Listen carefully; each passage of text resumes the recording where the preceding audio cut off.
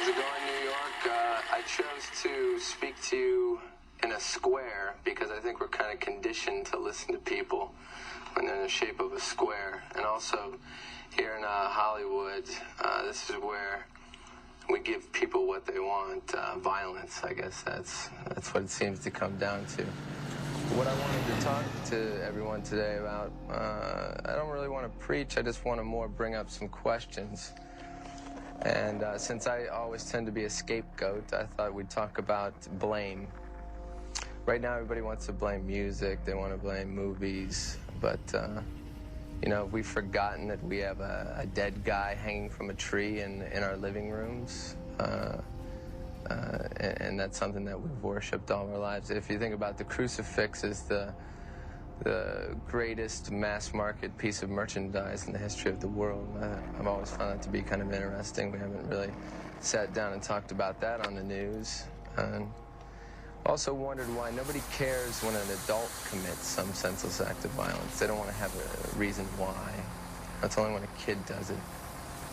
But I think what's really begun to confuse people now, why we're in this state of chaos and PC, nonsensical uptightness, it's white teenagers. That's the real enigma. Why are they mad?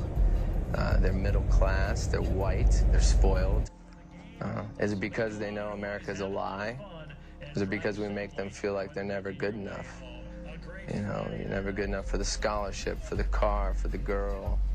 Never good enough to be famous for 15 minutes.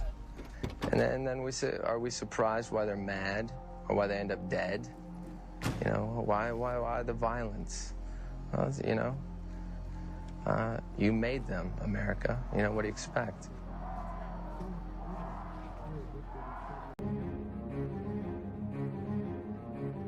One story that really struck me and got me thinking about this was a few years ago. There was this teenage punk rocker kid who was run down by a white jock in Dad's Cadillac. And this boy died because he looked different. So this thing happens. This guy kills this kid and is clearly guilty. You know, his guilt is admitted. And guess where this all-American athlete is? He's in college. You know, the jury felt the punk rocker deserved to die because he looked the way he did. And not only was he killed, but then in the trial, he was killed again because they, you know, criticized his lifestyle because he didn't, you know, wear a Tommy Hilfiger shirt and khaki pants, you know. And then the killer was even applauded at graduation because he was a football star. The American dream, strong, normal. He never spent a day in prison. So who do we blame? You know, everybody wants to say, you know, too much violence today, you know. Did anyone forget about the Civil War or the Bible or Shakespeare? You know, violence isn't brand new. That's why I asked the question. You know, I put this up on my website. I said, is adult entertainment killing our children, or is killing our children entertaining adults? And I think that's kind of the question we got to ask ourselves today.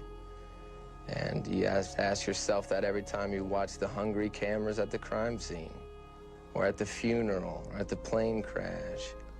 You know, I'm in a square right now. You're looking at me. I'm looking at myself in a monitor. You know, we sit in front of the TV, and we are the TV. We're a copy staring at a copy, at a copy, at a copy. Eventually, it's a Xerox that's so degenerated, we don't know which came first. And that's where we are. That's what I'd like to leave you with.